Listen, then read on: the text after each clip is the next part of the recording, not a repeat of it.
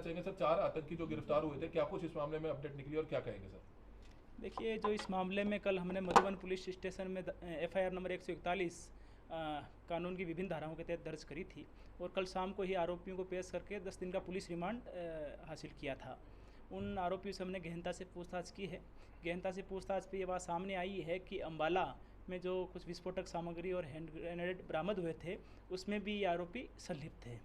इसमें जो 2 आरोपी हैं, अमनदीप और गुरप्रीत, वो पहले से ही करनाल पुलिस की कस्टडी में हैं और एक आरोपी जो है आकाशदीप, वो पंजाब की फिरोजपुर पुलिस ने वहाँ के उनके मुकदमे में उन्होंने अरेस्ट किया है और उन्होंने भी 5 दिन का पुलिस रिमांड वहाँ पर हासिल किया है। तो उसको भी हम प्रोडक्शन रिमांड पे अम्बाला पुलिस को हमने इंटीमेट किया है ताकि वो भी प्रोडक्शन रिमांड पे ले सके और करनाल का जो मुकदमे है उसमें भी उस आकाशदीप नाम के आरोपी को प्रोडक्शन रिमांड पे लिया जाएगा। तो सर, करनाल में जो सर्च अभियान चलाया था, क्या सूचना थी, किस तरह से चलाया गया, किस तरह से घेराबंदी की गई? देखिए, ये तो हमारे पास में एक रिलायबल इनपुट प्राप्त हुआ था। उस इनपुट पे कार्रवाई करते हुए हमने हमारी जो टीमें थी उनको एक्टिव किया था। वो टीमें मौके पे पहुंची और उसके बाद में जैसे ही वो सस्पिशियस व्हीकल आता हुआ दिखाई दिया, उसको हमने इंटरसेप्ट किया और जो युवक उस गाड़ी के अंदर बैठे थे उनसे पूछताछ की और उसके बाद में पूछताछ पे और BDDS टीम, FSL टीम के मौके पर आने के बाद में सारी तलाशी लेने के बाद में सारे घटनाक्रम का खुलासा तो 2 लोगों को और गिरफ्तार किया गया जिनके खेतों में ड्रोन के माध्यम से RDX उतारा गया था। देखिए, जो फिरोजपुर पुलिस से जो जानकारी मिली है उसके अनुसार उनके एक मामले में उन्होंने आकाशदीप और जसन नाम के आरोपी को गिरफ्तार किया है। आकाशदीप का नाम हमारी पूछताछ में भी सामने आया है और साथ में ही जो अम्बाला में जो विस्फोटक सामग्री मिली थी जिसमें बलदेव नगर थाने में 20 मार्च को एक FIR धारा 3, 4 और 5 एक्सप्लोजिव सब्सटेंसेज एक्ट के तहत दर्ज की हुई है, उसमें भी जो करनाल पुलिस ने 2 आरोपी अरेस्ट किए हैं वो संलिप्त हैं। तो उन्होंने इस बारूद को तेलंगाना लेकर जाना था, तेलंगाना में लेकर जाना था इन्होंने बारूद को, तो तेलंगाना पुलिस करनाल पुलिस के संपर्क में और कब तक आ जाएगी करनाल पर? देखिए, जो भी संबंधित एजेंसीज़ है या लॉ इन्फोर्समेंट एजेंसीज़ है वो हमारे संपर्क में है। हमारी तरफ से जो उनके द्वारा सहयोग मांगा जा रहा है वो हम प्रोवाइड कर रहे हैं और हम भी जो उनसे सहयोग मांग रहे हैं वो भी वो निरंतर प्रदान कर रहे हैं ताकि इस मामले को तार्किक निष्कर्ष तक ले जाया जा सके। तेलंगाना में कोई हमारी फोर्सेज गई हुई है? देखिए, आज हमारी जो टीम है वो पंजाब के एक एरिया में गई हुई थी अनुसंधान के लिए। वो टीम अभी शाम को वापस आएगी। आज शाम को हम जितने इन्वेस्टिगेटिंग ऑफिसर्स है और जो हमारी टीम है उसके साथ में बैठ करके फिर आगे की रणनीति डिसाइड करेंगे ताकि इस मामले की जल्दी से जांच की जा सके। कुछ पता चल पाया, इन्हीं की थी या? उस गाड़ी के बारे में भी हमने टीम डिस्पैच कर रखी है ताकि पहले ओनर के पास में जाकर के उसके बाद में गाड़ी आगे कहाँ बिक्री हुई और फाइनली आरोपियों तक कैसे पहुंची उसके बारे में भी जाँच कारण से कोई गिरफ्तारी हुई है सर? देखिए, इस बारे में अभी कोई जानकारी नहीं है। हम वहाँ से भी पता करेंगे कि एक्चुअल में क्या वहाँ पर कोई गिरफ्तारी हुई है या नहीं हुई है। 10 दिन के रिमांड में क्या रहने वाला है? देखिए, 10 दिन के पुलिस रिमांड में जो भी इनसे चीज़ें बरामद हुई हैं, RC हो या ATM कार्ड हो या जो भी चीज़ें बरामद हुई है, इनका कैसे प्रकार से पैसा आता था, कितना पहले इनके पास कंसाइनमेंट आ चुका है, उसके बाद में कौन कौन इसके जो एसोसिएट्स हैं और साथ में कौन कौन है, उनकी गिरफ्तारी या इसमें इनको किस प्रकार से वित्तीय मदद की किसी व्यक्ति के द्वारा की जाती थी उसकी जानकारी भी लेंगे, इनके खातों की डिटेल भी लेंगे ताकि इस मामले की जल्दी से जाँच हो सके। और साथ में जो मटेरियल जो हमने कल बरामद किया था उसको भी हम FSL में भिजवा रहे हैं ताकि इस मामले जो भी एक्सप्लोजिव है उसकी पुष्टि भी हो सके। का क्या रोल रहा सर इसमें? सब संपर्क में कब आए इनसे, जो है कौन सी वो जो पाकिस्तान के हरविंदर सिंह? देखिए, ये बात जांच में सामने आई थी कि जो गुरप्रीत नाम का आरोपी है और परमिंदर, ये एक डकैती के केस में जेल में बंद थे। उस समय राजवीर नाम का आरोपी भी उसी जेल में बंद था। राजवीर पहले से ही हरविंदर सिंह रिंदा के संपर्क में था। राजवीर ने ही गुरप्रीत को हरविंदर रिंदा से संपर्क करने के लिए कहा था और जो ID वगैरह इत्यादि उपलब्ध कराए थे। उसके बाद में ये पिछले 9 महीने के आसपास से गुरप्रीत है वो हरविंदर सिंह रिंदा के संपर्क में था BIPF के थ्रू और इनकी आपस में लगातार बात होती रहती थी। हरविंदर रिंदा जो कि पाकिस्तान में रह रहा है उसने ही वहाँ से एक्सप्लोजिव इसको भेजे थे और उसके द्वारा निर्देशित स्थानों पर ये रख करके आता था। संगठन से सर जुड़े हुए हैं? देखिए, जो भी किस संगठन से इनकी आपस में जो एफिलिएशन है या इनके आपस में कौन कौन से एसोसिएट्स हैं, इसी के लिए हमने 10 दिन का पुलिस रिमांड हासिल किया। सर, हरियाणा में भी कहीं इनके तार जुड़े हुए? देखिए, अभी तक ऐसी कोई बात सामने नहीं आई है, लेकिन फिर भी हम इनके मोबाइल की डिटेल या जो भी हमारे को जो साक्ष्य मिले हैं या इनसे और गहनता से पूछताछ करके यदि कोई इस प्रकार की बात सामने आती है तो उसको भी हम प्रॉपरली वेरीफाई करेंगे। करनाल में कोई सर्च अभियान चलाया जाएगा कोई?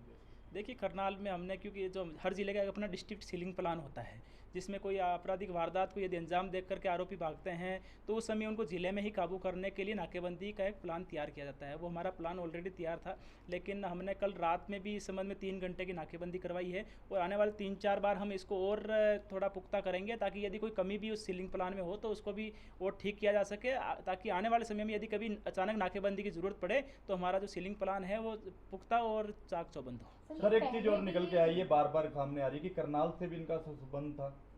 देखिए, जो कुछ ऐसी सोशल मीडिया पे खबर चल रही थी वो बिल्कुल तथ्यात्मक रूप से बिल्कुल परे और भ्रामक खबर है। अभी तक ऐसी कोई बात सामने नहीं आई है।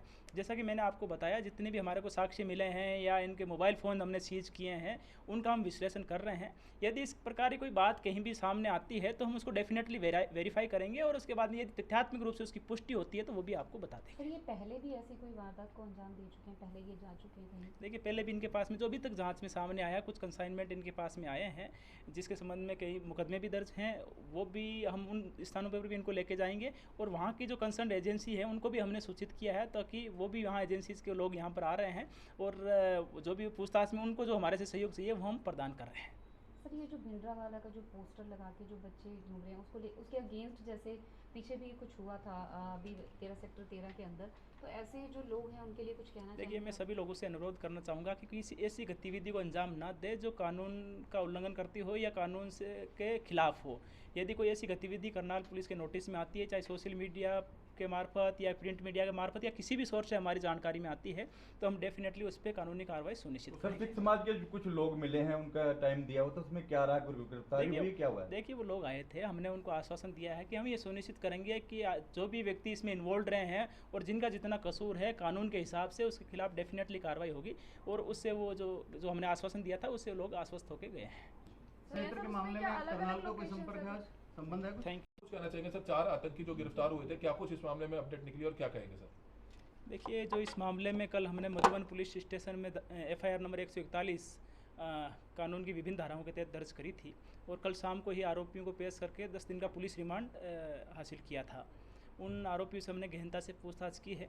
गहनता से पूछताछ पे ये बात सामने आई है कि अम्बाला में जो कुछ विस्फोटक सामग्री और हैंड ग्रेनेड बरामद हुए थे उसमें भी ये आरोपी संलिप्त थे।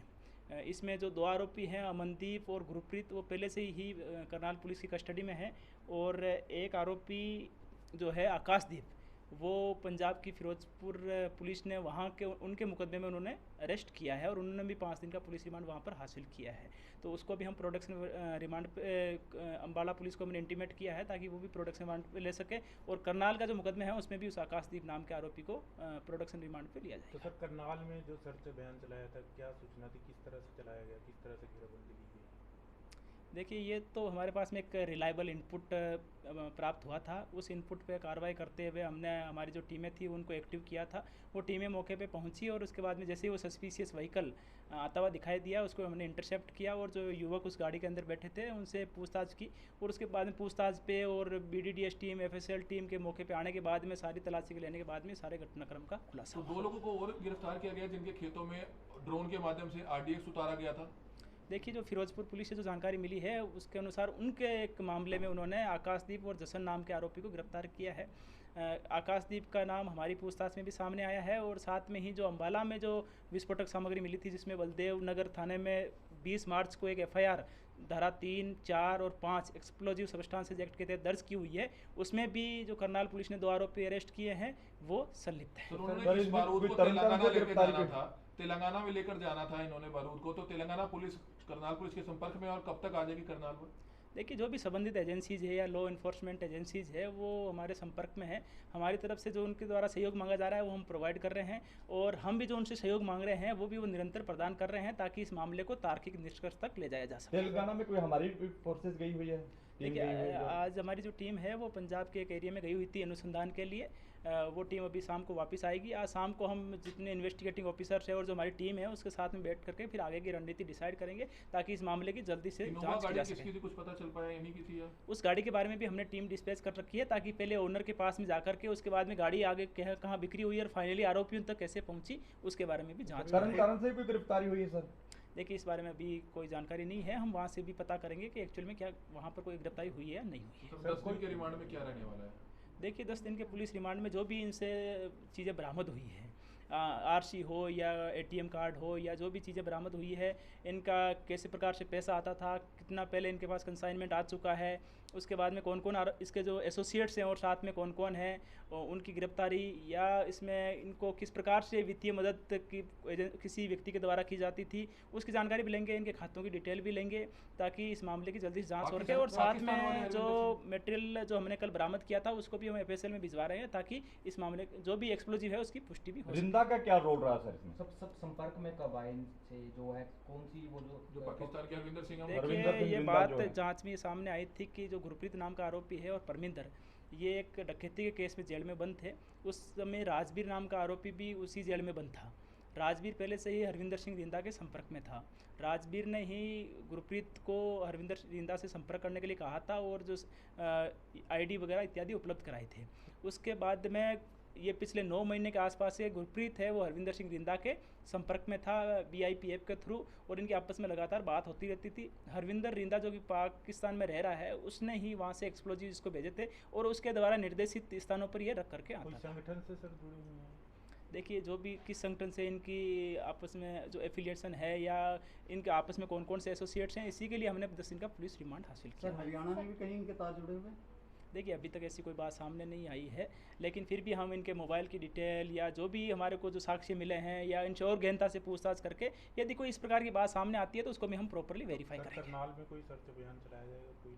देखिए करनाल में हमने, क्योंकि जो हर ज़िले का अपना डिस्ट्रिक्ट सीलिंग प्लान होता है जिसमें कोई आपराधिक वारदात को यदि अंजाम देख करके आरोपी भागते हैं तो उस समय उनको ज़िले में ही काबू करने के लिए नाकेबंदी का एक प्लान तैयार किया जाता है। वो हमारा प्लान ऑलरेडी तैयार था, लेकिन हमने कल रात में भी इस संबंध में 3 घंटे की नाकेबंदी करवाई है और आने वाले 3-4 बार हम इसको और थोड़ा पुख्ता करेंगे ताकि यदि कोई कमी भी उस सीलिंग प्लान में हो तो उसको भी और ठीक किया जा सके, ताकि आने वाले समय में यदि कभी अचानक नाकेबंदी की ज़रूरत पड़े तो हमारा जो सीलिंग प्लान है वो पुख्ता और चाक चौबंद हो। सर एक चीज और निकल के आई है, बार बार सामने आ रही है कि करनाल से भी इनका संबंध था।